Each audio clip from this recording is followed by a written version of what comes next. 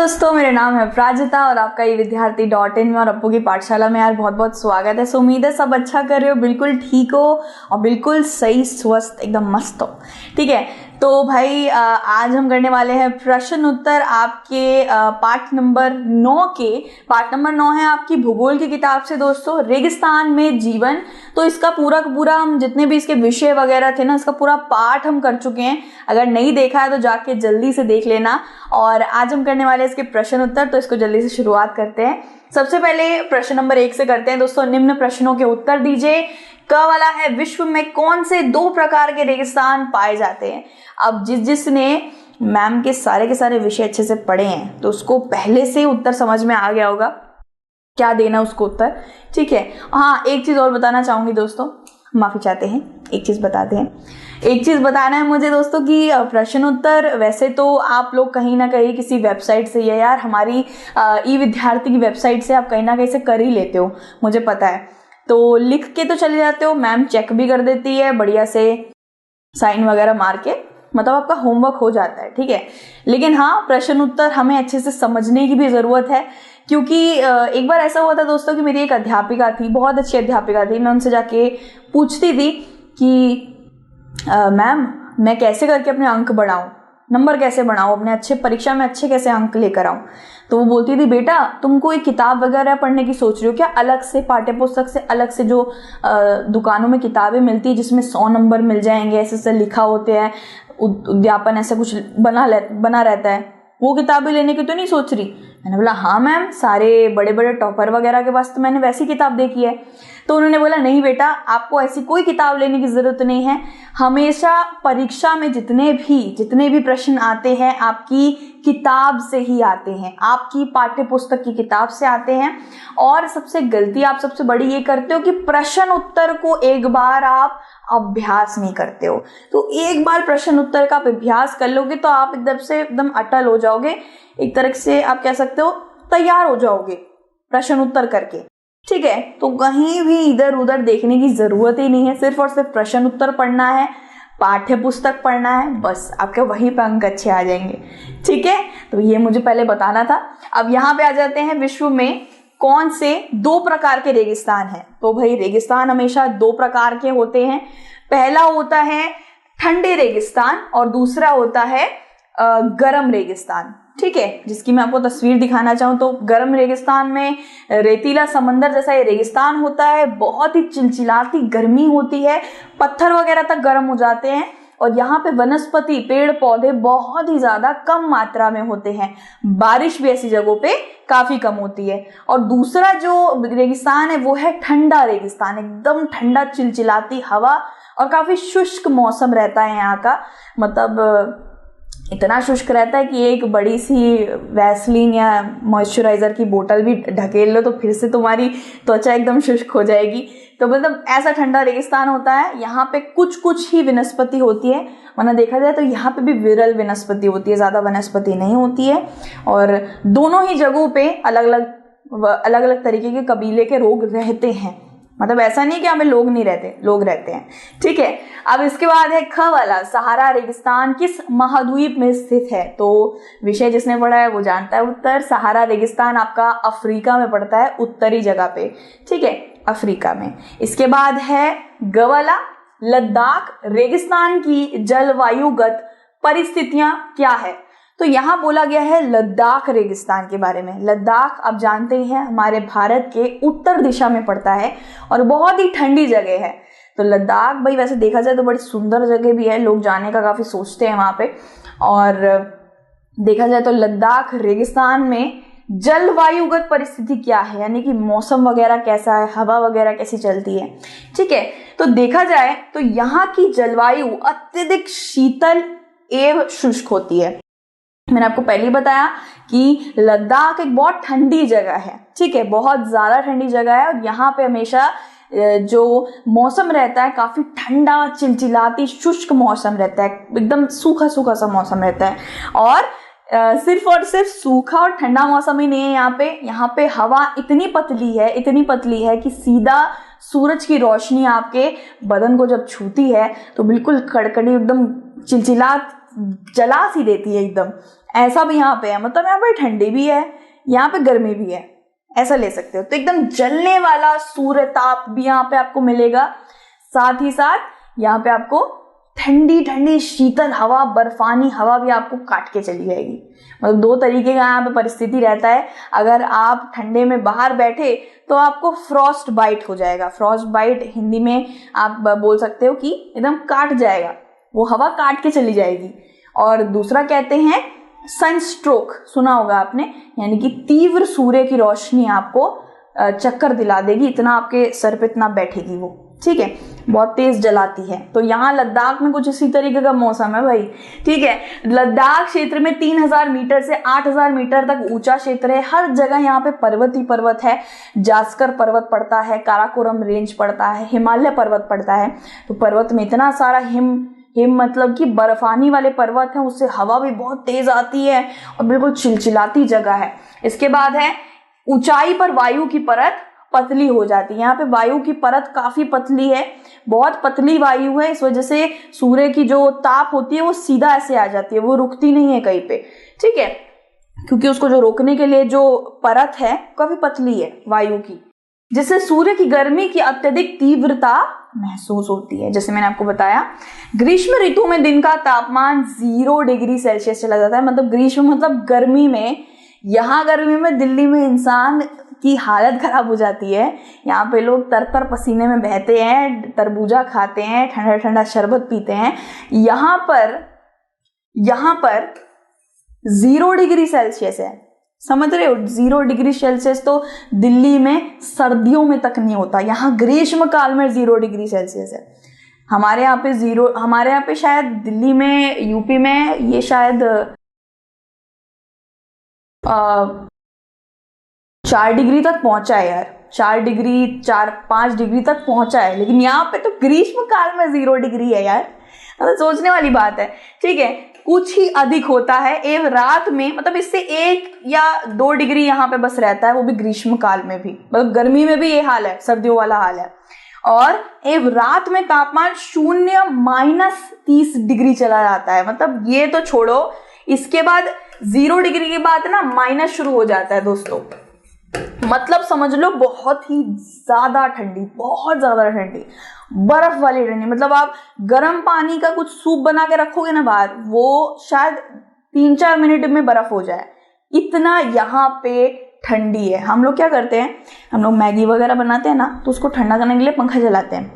जब आते हैं 10-15 मिनट बाद देखते हैं, तब भी मैगी ठंडी नहीं हुई, नीचे नीचे थोड़ी गर्मी रहती है, ऊपर ऊपर भी ठंडी हो जाती है, नीचे नीचे गर्मी रहती है, होता है ना ऐसे।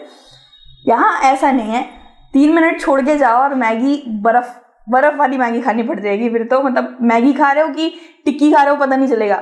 तो यहाँ पे जब गर्मी रहती है 0 डिग्री से 1 या 2 ही ऊपर रहता है, और जब सर्दियां होती है तो -30 डिग्री पहुंच जाता है। बर्फीली हवाएं चलती हैं यहाँ पे, बहुत बर्फीली। तो शीत ऋतु में ये बर्फीला ठंडा हो जाता है। तापमान लगभग हर समय 40 डिग्री, -40 डिग्री रहता है, और इससे नीचे भी कभी कभार रहता है। हिमालय के वृष्टि छाया क्षेत्र में स्थित है, जैसे मैंने बताया बहुत सारे पर्वत हैं, तो जाहिर है यहाँ पे ज्यादा ठंडी रहती है। वर्षा बहुत ही ज्यादा कम होती है, मुश्किल से 10 सेंटीमीटर होती है, यानी कि एक बोतल जितनी होती है। यहाँ पे मेरी बोतल भी पड़ी हुई है, को दिखाती हूँ, इतनी, इसको भर दीजिए ना, इतनी तो होती है, इतनी सी बारिश होती है बस। मतलब इंसान, हमारी तो सड़कें भर जाती हैं यार, नाले में से पानी नहीं जा रहा होता दिल्ली के अंदर, इतनी ज्यादा सड़कें भर जाती है जब बारिश आती है, और इतनी बाढ़ भी कहीं कहीं पहुंच जाती है। यहाँ पे सिर्फ एक बोतल जितनी बारिश होती है। इस क्षेत्र में बर्फीली हवाएं बहुत ज्यादा चलती हैं, ठीक है। ग वाला करते हैं दोस्तों, लद्दाख में पर्यटकों के लिए प्रमुख आकर्षण क्या क्या है। आप जब मैं ये प्रश्न पढ़ती हूँ तो आप पॉज करिए वीडियो को, और आप थोड़ा अपनी तरफ से उत्तर देने का सोचिए कि क्या आप तैयार हो रहे हैं, क्या आप उत्तर दे पा रहे हैं। और फिर वीडियो को भाई प्ले जरूर करना, प्ले करना मत भूलना। प्ले करने के बाद आप मेरा उत्तर देखिए या यहाँ पे पढ़िए कि आपने क्या सही उत्तर दिया है, तो इससे आप पता चल जाएगा कि आप कितने ज्यादा आप तैयार हैं। अगर आप ये वाला मेरे जितने जैसा उत्तर दे पा रहे तो मतलब बिल्कुल तैयार है, आपको पूरा का पूरा पाठ समझ आ गया है। लेकिन कहीं ना कहीं गलती हो रही है, चूक हो रही है, विषय पढ़ना है फिर से, ठीक है, फिर से पार्ट पढ़ना है। मैं तो मतलब मैं लेने नहीं दूंगी आपको, एक भी चांस नहीं ले लूंगी। सबको अच्छे तरीके से पढ़ना है और सबको अच्छे नंबर लेकर आना है। वैसे नंबरों के पीछे कौन भागता है, नंबर के पीछे नहीं भागना चाहिए, उस मेहनत के पीछे भागना चाहिए।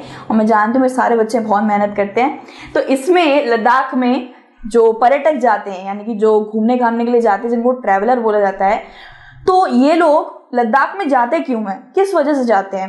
क्या उनको कुछ आकर्षक कुछ वहाँ दिखता है? तो आकर्षण तो बहुत है लद्दाख में, तभी मैंने आपको शुरुआत में ही बोला था कि यार लद्दाख ज़रूर घूम के आना। तो लद्दाख में देखा जाए तो वहाँ पे बहुत सुंदर सुंदर मठ है। मठ यानी कि उनको उधर मठ ही कहेंगे, मंदिर मस्जिद तो नहीं कहेंगे।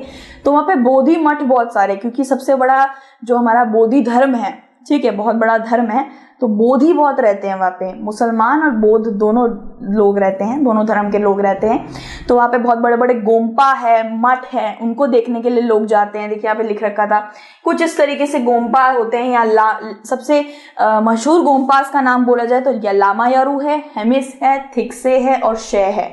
गोम्पा वही जगह होती है दोस्तों जहाँ पे साधना करी जाती है, बड़े बड़े बोधि धर्मों द्वारा, बड़े बड़े मॉन्क द्वारा ऐसे बैठ के साधना करी जाती है और प्रार्थनाएं करी जाती है। बहुत शांति होती है यहाँ पे, और यहाँ पे पढ़ाई भी करवाई जाती है। तो इनको देखने के लिए जाते हैं लोग। यार लोग ना शांति ढूंढ रहे हैं, और वो यहाँ क्यों नहीं जाएंगे, क्योंकि यहाँ इतनी ज़्यादा शांति है, ठीक है। और यहाँ के लोग भी बहुत अच्छे हैं, मिलजुल के रहते हैं, साथ में रहते हैं, खुश रहते हैं, किसी चीज़ का बर्बादी नहीं करते हैं, वो बहुत अच्छी बात है, ठीक है। दूसरी बात है कि यहाँ पर कई आकर्षक घास के मैदान एवं हिम नदियाँ हैं। मतलब हिम नदियाँ यानी कि बर्फ बन गई है, जो नदियाँ बहती थी अब वो सख्त हो गई है। वहाँ पे लोग स्केटिंग वगैरह करते हैं, घास के मैदानों में बैठते हैं। बड़ी सुंदर जगह है, मतलब प्राकृतिक जगह किसको पसंद नहीं आएगी, ठीक है। वहाँ की तस्वीरें लेते हैं, बहुत लोग तो तस्वीरें लेने ही आते हैं। कई बौद्धिक यहाँ के उत्सवों द्वारा अनुष्ठानों को देखने आते हैं। बहुत सारे लोग यहाँ पे उत्सव जो होते हैं और अनुष्ठान जो होते हैं वो भी देखने के लिए आते हैं। बड़े सुंदर और रंग बिरंगे अनुष्ठान होते हैं। लोग कुछ इस तरीके के कपड़े पहनते हैं, समारोह करते हैं, अनुष्ठान करते हैं। ये पूरी जो लाइन दिख रही है ना, इसके अंदर ये सब बंदे बाहर के हैं, तस्वीरें ले रहे हैं। यहाँ पे भी सारे बाहर के लोग बैठे हुए हैं। यहाँ बहुत सारे लोग आते हैं घूमने के लिए, ठीक है।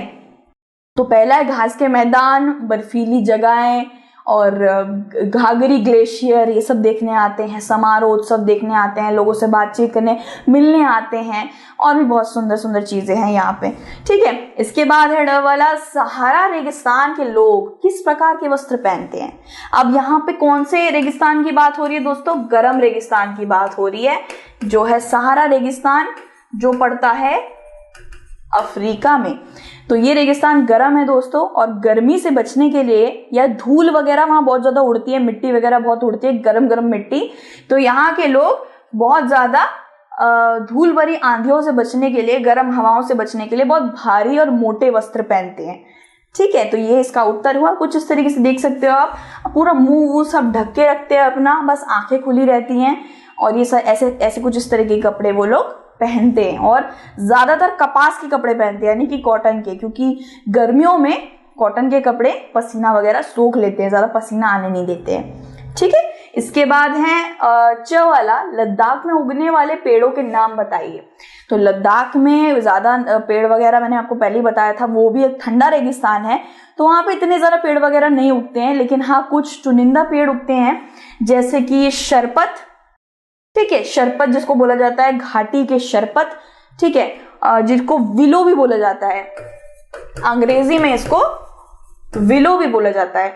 और दूसरा है पोपलर्स, ठीक है, इसको पोपलर्स बोला जाता है, हिंदी में भी पोपलर्स ही बोला जाता है। ये दो वृक्ष हैं, ये वहां मिलते हैं। और ग्रीष्म ऋतु में सेब, खुबानी, अखरोट के पेड़ वगैरह बहुत मिलते हैं, और ये खाने को भी बहुत मिलते हैं। सेब का पेड़, खुबानी यानी कि एप्रिकॉट, और अखरोट यानी कि वॉलनट, ठीक है, इन सब के पेड़ भी यहाँ पे रहते हैं। तो ये है घाटी के शरपत, कुछ इस तरीके से नीचे झुके हुए मुंडे हुए से पेड़ होते हैं। और पोपलर के जो उपवन होते हैं वो लंबे लंबे होते हैं, ठीक है। दोस्तों ये सारी चीजें ना मैंने विषयों में बहुत अच्छी तरीके से समझाई हैं, आप उधर समझ लेना। यहाँ हम प्रश्न उत्तर कर रहे हैं, तो यहाँ थोड़ी तेज गति से आगे बढ़ रहे हैं, क्योंकि जिसने विषय सीखा है मतलब जिसने विषय पढ़ा है उसे इससे कोई दिक्कत नहीं होगी। ठीक है, विषय पढ़ के अगर आप प्रश्न उत्तर करने आ रहे हैं तो बहुत बड़ी बात है, विषय नहीं करा है तो यहाँ पे थोड़ी दिक्कत हो जाएगी। तो मैंने जैसे आपको बताया, सेब के पेड़ होते हैं, अखरोट के पेड़ होते हैं और खुबानी यानी कि एप्रिकॉट। ठीक है, अब इसके बाद है प्रश्न नंबर 2 है दोस्तों, सही उत्तर चिन्हित कीजिए।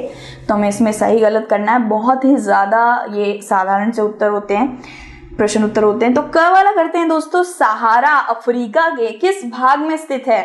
तो भाई शुरुआत में ही मैंने बोल दिया था, किसने पकड़ा उसे, मैंने पहले ही बोल दिया था, उत्तर बोला था ना, अफ्रीका उत्तर में स्थित है। तो भाई अफ्रीका उत्तर में स्थित है, दक्षिण में नहीं है, उत्तर में स्थित है, पश्चिम में भी नहीं है। अगर आप इस तस्वीर को देखेंगे तो यहाँ पे सहारा रेगिस्तान 12 देशों को लगता है दोस्तों, 12 देशों को ये घेरता है। तो 12 देशों में Morocco, Algeria, Libya, Egypt, Sudan, बहुत सारे, तुनिसिया और माली, बहुत सारे थे ना, बहुत सारे जगहों को वो करता है। तो ये सारी जगह कहाँ पड़ रही है दोस्तों? ये उत्तर है, ये पश्चिम है, ये पूर्व है, ये दक्षिण है ना। तो ये उत्तर में है सारे देश, तो मतलब सहारा भी उत्तर में ही होगा। इसके बाद ख वाला करते हैं, सहारा किस प्रकार का रेगिस्तान है? तो भाई सहारा गर्म प्रकार का रेगिस्तान है, ठंड। और हाँ, यहाँ पे आप देखो दोस्तों, यहाँ पे मृदु भी लिखा हुआ है। ठंडा तो हमें पता है, ठंडा लद्दाख है। मृदु यानी कि मुलायम, यानी कि सॉफ्ट, यानी कि जहां पे घास वास उगती है उस मतलब सारा ये रेगिस्तान हो सकता है? सारा तो चिलचिलाती गर्म वाला रेगिस्तान है यार, कुछ इस तरीके से आप देख सकते हो तस्वीर में, है ना। तो इसके बाद है ग वाला, लद्दाख रेगिस्तान के अधिकांश निवासी हैं। तो यहाँ पे बोल रखा है लद्दाख रेगिस्तान के अधिकांश निवासी कौन से धर्म से आते हैं, या किस तरीके के जगह से आते हैं। ठीक है, मतलब धर्म ही देख लीजिए, धर्म तो नहीं लिखा है, लेकिन अधिकांश निवासी का धर्म क्या है? तो ज्यादातर बौद्ध एवं मुसलमान, ईसाई एवं बौद्ध, ईसाई एवं मुसलमान। तो इसका दूसरा वाला होगा दोस्तों। यहाँ पे सबसे ज्यादा आपको बौद्ध और मुसलमान लोग सबसे ज्यादा देखने को मिलेंगे, यहाँ पे देख भी सकते हो तस्वीर से। इसके बाद घ वाला करते हैं, रेगिस्तान की विशेषताएं हैं। तो रेगिस्तान में क्या विशेषताएं दोस्तों? विरल वनस्पति, क्या बिल्कुल भी यहाँ पे पेड़ पौधे नहीं है? अधिक वर्षा, क्या यहाँ पे बहुत ज्यादा वर्षा होती है? या अल्प जलवाष्प, यहाँ पे पानी बहुत धीरे धीरे करके उड़ता है, तो पानी बहुत जल्दी उड़ता है, ये गलत दे रखा है, ये भी गलत है। विरल वनस्पति सही उत्तर होगा दोस्तों, कि यहाँ पे बिल्कुल भी पेड़ पौधे नहीं है। इसके बाद ड़ वाला है, लद्दाख में हेमिस प्रसिद्ध है। तो अभी मैंने मठ करवाए थे ना सारे गोम्पा, तो गोम्पा में लामायारू, हेमिस, थिक्से और शे, ये 4 मशहूर, बहुत ही ज्यादा मशहूर आप कह सकते हो गोम्पाज हैं लद्दाख के। तो हेमिस एक गोम्पा का नाम है। ठीक है, बौद्ध मठ, चर्च या मंदिर? तो वो मठ है, चर्च नहीं है और मंदिर भी नहीं है, वहां मंदिर नहीं है, वहां मठ है। ठीक है, वो भी बौद्ध वाले। तो इसका तीसरा उत्तर सही होगा। यहाँ पे देख सकते हो ये ऐसे बड़े बड़े गोम्पा बने रहते हैं, तो ये कहीं से मंदिर नहीं लग रहे हैं, ना ये कहीं से चर्च लग रहे हैं। इसके बाद च वाला है, मिस्र निम्नलिखित फसल के लिए प्रसिद्ध है। तो मिस्र यानी कि इजिप्ट, यहाँ पे इजिप्ट की बात हो रही है दोस्तों। इजिप्ट में यानी कि मिस्र में कपास बहुत ज्यादा प्रसिद्ध है। कपास यानी कि कॉटन, वो पूरे देश भर में जाना जाता है, काफी लोकप्रिय है। कपास सबसे ज्यादा मिस्र से ही आता है। ठीक है, और उसकी जो मुलायमता होती है, मतलब जो बनावट होती है, बहुत अच्छी होती है। तो यहाँ पे गेहूं है, मकई है और कपास है। तो मैंने पहले ही बता दिया है कि मिस्र में कपास की फसल बहुत ज्यादा प्रसिद्ध है। कपास के देखिए कुछ इस तरीके के खेत होते हैं, और कॉटन तो यार बहुत ज्यादा इस्तेमाल होता है, हमारे हर घर में होता है, ज्यादातर घाव को भरने के लिए और कपड़ों में इस्तेमाल होता है। तो यहाँ पे सारे उत्तर है, देख सकते हो आप, सारे के सारे उत्तर है। अगर आपको स्क्रीनशॉट लेना है ले सकते हो। इसके बाद भाई आगे बढ़ जाते हैं। आगे है भाई हमारा सही जोड़े हमें लगाने हैं भाई। ये बहुत मस्त होता है, ये पता है। मतलब मुझे क्या होता था ना, 5 दे रखे ना यहाँ पे, तो मुझे 1 या 2 तो आते ही नहीं थे, 3-4 आते थे, वो मैं कर लेती थी। और जो अंत में बच जाते थे ना, उनको मैं कहीं भी जोड़े लगा देती थी, तो और वो सही भी निकलते थे। ठीक है, तो ऐसे ही करते हैं यार। पहला है मरुद्दान। मरुद्दान क्या होता है दोस्तों? मरुद्यान का मतलब है ओएसिस, मतलब सहारा के अंदर एक जगह ऐसी जरूर होती है जहां पे पानी इकट्ठा होता है, बिल्कुल तालाब जैसा बना होता है, उसे मरुद्यान कहते हैं। ठीक है, तो जल के साथ गर्त, ठीक है, ये इसका उत्तर होगा, जल के साथ रेगिस्तान। ठीक है, मतलब रेगिस्तान के बीच में कहीं ना कहीं ऐसी जगह जरूर होती है जहां पे पानी का तालाब बना रहता है और आसपास खेत वगैरह, आसपास थोड़ी बहुत हरियाली वगैरह आपको जरूर दिखेगी। कभी कभार ऐसा होता है कि रेगिस्तान में जब लोग चल रहे होते हैं तो कभी कभार वो आंख का धोखा भी खा जाता है कि मरुद्यान, वो देखो मरुद्यान, जल का तालाब दिख रहा है मुझे, लेकिन वहां जाके देखते हैं तो वो नहीं होता है। क्योंकि यार रेगिस्तान में इतनी गर्मी होती है, इतनी ज्यादा प्यास लगती है, जैसे मुझे अभी लग रही है, इतनी ज्यादा प्यास लगती है कि जितने भी लोग होते हैं ना वहां के, उनको आंखों तक का धोखा हो जाता है कि उनको पानी दिख रहा है। ठीक है, तो बेदुइन दोस्तों, बेदुइन एक कबीले का नाम है, एक कबीले का नाम है। ये देख रहे हो मैं कैसे उड़ा रही हूँ, खुद से उड़ जा रहा है। कबीले का नाम है, सहारा अफ्रीका में पड़ता है ये बेदुइन कबीला। तो ये देखिए सहारा मिल गया है, यहाँ पे ख डाल देते हैं, तो सहारा में बेदुइन एक कबीले का नाम है। बेदुइन और तुअरेग दोनों ही कबीले का नाम है। तेल, तो तेल सबसे ज्यादा भाई कहाँ पे मिलता है, अगर हम बात करें अफ्रीका में, तेल हमें लीबिया से बहुत ज्यादा मिलता है। ठीक है, तो ग वाला है लीबिया। ये सब आपका ना सब कुछ पाठ्य पुस्तक में है, अगर आपने एक एक तरीके से अच्छे से पढ़ा है ना तो आपको हर एक उत्तर आ जाएगा। ठीक है, इसके बाद है घेगरी। घेगरी एक ग्लेशियर का नाम है दोस्तों, एक हिमनद का नाम है। हिमनद ग्लेशियर को बोलते हैं, बर्फ का जो पूरे जगह होते हैं, तो उसका नाम है घेगरी, उसको नाम दे दिया है घेगरी। तो हिमनद, यहाँ पे हिमनद ग्लेशियर को बोलेंगे, यहाँ पे लगा देते हैं घ। अब है लामायारू, तो बस इसका एक ही बचा हुआ है दोस्तों, ये वाला लामायारू एक बोधि मठ है, तो ड यहाँ पे डाल देते हैं। ठीक है, तो यहाँ पे ये हो चुका है। अब यहाँ पे उत्तर देख लो अच्छी तरीके से, क्योंकि मेरी खिचड़ी पूरी वाली राइटिंग वहाँ पे जो जिस तरीके से लिखा है वो आपको समझ नहीं आएगा, तो यहाँ पे आप देख सकते हो ये अच्छी तरीके से उत्तर है। इसके बाद हमारे पास कारण बताइए, ये सारे प्रश्न उत्तर हैं, इसके बाद ये प्रश्न खत्म हो जाएंगे। कारण बताइए में सबसे पहला क में आता है, रेगिस्तान में अत्यल्प वनस्पति होती है। ठीक है, तो यहाँ पे बोला है कि रेगिस्तान में बहुत ज्यादा वनस्पति होती है, तो बिल्कुल गलत है। रेगिस्तान में वनस्पति ज्यादा नहीं होती है, पेड़ पौधे हरियाली ये सब बिल्कुल नहीं होती है। तो यहाँ पे देखिए रेगिस्तान में वर्षा काफी कम होती है। पहला तो ये है कि रेगिस्तान में बिल्कुल भी वर्षा नहीं होती है, ये इसका कारण है कि वनस्पति उग ही नहीं पाती, क्योंकि वनस्पति पेड़ पौधों को उगने के लिए पानी की जरूरत है।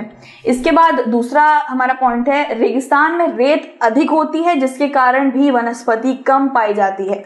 अब वहां पे मतलब देखा जाए तो पेड़ पौधों को उगने के लिए ना मिट्टी चाहिए होती है, गीली वाली मिट्टी, या मिट्टी चाहिए होती है जो बैठ सके, जिसको आप हाथ में पकड़ो तो वो गोला बन जाए। लेकिन वहां की रेत इतनी ज्यादा हाथ से निकलने वाली रेत होती है कि ऐसे पकड़ो हाथ से निकल जाएगी, ऐसी रेत होती है वहां पे, और रेत उड़ती ही रहती है, तो आप जान ही सकते कि पेड़ पौधे वहां उग ही नहीं सकते हैं। ठीक है, आप कोई पेड़ वहां पे लगाओगे ना तो पेड़ पूरा उखाड़ देगा, रेत उखाड़ के चला जाएगा पेड़ को, बहुत तेज रेत उड़ती है वहां पे। तो वहां पे एक तो अधिक मात्रा में रेत है, इस वजह से वनस्पति नहीं उग सकती। रेगिस्तान में कुछ भाग में पर्वत पठार होते हैं, उसकी भी चट्टानें नग्न होती हैं। तो यहाँ पे बहुत मोटे मोटे पत्थर है, बहुत बड़े बड़े पत्थर है कुछ इस तरीके से, और यहाँ पे मतलब बंजर जमीन है आप कह सकते हो, यहाँ पे उग ही नहीं सकती वनस्पति। ठीक है, तो यहाँ पे आपको कारण बताइए, इनमें कुछ इस तरीके से प्रश्न दे देंगे कि रेगिस्तान में तो बहुत ज्यादा वर्षा होती है, कारण बताओ क्यों होती है। तो आपको उसको गलत लिखना है कि नहीं वर्षा नहीं होती है, और क्यों नहीं होती है वो सब लिखना है। ठीक है, तो ख वाला है, सहारा रेगिस्तान के लोग भारी वस्त्र पहनते हैं। तो क्यों पहनते हैं ये हमें पूरा कारण बताना है कि क्यों भारी वस्त्र पहनते हैं। तो पहले तो देख लो, कुछ इस तरीके से पगड़ी पहनते हैं, कुछ इस तरीके से औरतें खुद को पूरे तरीके से बुर्के में ढक के रखती हैं और ज्यादा से ज्यादा खुद को ढकने की कोशिश करते हैं ये लोग। तो सहारा मरुस्थल में लोग क्यों भारी वस्त्र पहनते हैं, उसका बहुत ही साधारण सा कारण है कि वहां पे जो रेत चलती है और जो गरम गरम हवाएं चलती हैं वो बहुत तीव्र गति से चलती है, और वो इंसान को बेहोश तक कर सकती है और उसके गले तक को शुष्क बना सकती है, उसके नथनों में घुस सकती है, मुंह में घुस सकती है। इसलिए लोग वहां पे अपने आप को ढक के रखते हैं और बहुत बड़े बड़े मोटे मोटे भारी भारी वस्त्र पहनते हैं जिससे वो खुद ही ना उड़ जाए। तो इस क्षेत्र में धूल भरी आंधियां चलती हैं। बचने के लिए वो लोग बुर्का, टोपी, कुर्ता, पैजामा जैसे वस्त्र पहनते हैं। तो बहुत ज़्यादा रेत चलती है, इस वजह से ही पहनते हैं। और गर्मी भी बहुत है, गर्मी से बचने के लिए वो बेहोश ना हो जाए। यहाँ वो देखा है ना आपने, ग्लूकॉन डी है शायद, रसना का ऐड नहीं देखा? वो बच्चा खेल रहा होता है, सूरज ऊपर से ऐसे स्ट्रॉ लगाता है, बच्चे का सूखता है, मतलब उसका सारा पानी पी जाता है ना? वो वाला देखा है ना आपने? बिल्कुल वैसा ही समझ लो, रेगिस्तान में लोगों के साथ ऐसा ही होगा अगर वो ढक के नहीं रखेंगे खुद को। इसके बाद है यहाँ दिन में गर्म तेज हवाएं चलती है, रात अत्यधिक ठंडी होती है तथा तापमान गिरकर हिमांक बिंदु लगभग 0 डिग्री सेल्सियस तक भी पहुंच जाता है। तो रेगिस्तान का भी बहुत बुरा हाल है यार। सुबह इतनी गर्मी, दोपहर में इतनी गर्मी, रात को इतनी चिलचिलाती ठंडी, ऐसे ही होता है। तो हर वक्त भारी गर्म मोटे कपड़े पहन के रखने पड़ते हैं जिससे वो धूल से भी बच जाए और ठंडी से भी बच जाए। कुछ इस तरीके की बहुत ही ज़्यादा भारी भरकम तबाही वाली हवाएं चलती हैं, देखो बिल्कुल धूल धूल हो जाती है और आंखें भी बिल्कुल ऐसे ऐसे हो जाती हैं। तो यही वजह है कि ये लोग ऐसे भारी भरकम कपड़े पहन के रखते हैं। और जो तापमान रहता है वो तो 0 डिग्री चला जाता है, जो दिल्ली में भी नहीं होता। ठीक है, तो ये प्रश्न उत्तर हमारे सारे के सारे हो चुके हैं। उम्मीद है आपको सारे प्रश्न उत्तर अच्छे से समझ आए होंगे और आपने अच्छे से उत्तर भी दिए होंगे। अब वो उत्तर नहीं, वो चुन्नू मुन्नू मेरे नोटी चुन्नू मुन्नू वो उत्तर नहीं दे पाए होंगे जो विषय करके नहीं आए होंगे।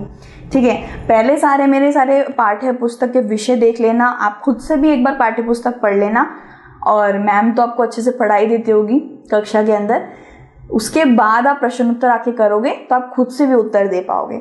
ठीक है, तो भाई दूसरे किसी भी पाठ्य पुस्तक या प्रश्न उत्तर में जल्दी से मिलेंगे। अपने सारे चुन्नू मुन्नू के साथ मैं मिलने के लिए हमेशा उत्सुक रहती हूँ। तो अपना ज़रूर ध्यान रखिएगा और जल्दी लौटेंगे यारो किसी और चीज़ के साथ, किसी और वीडियो के साथ। ध्यान रखना, take care, God bless you and bye.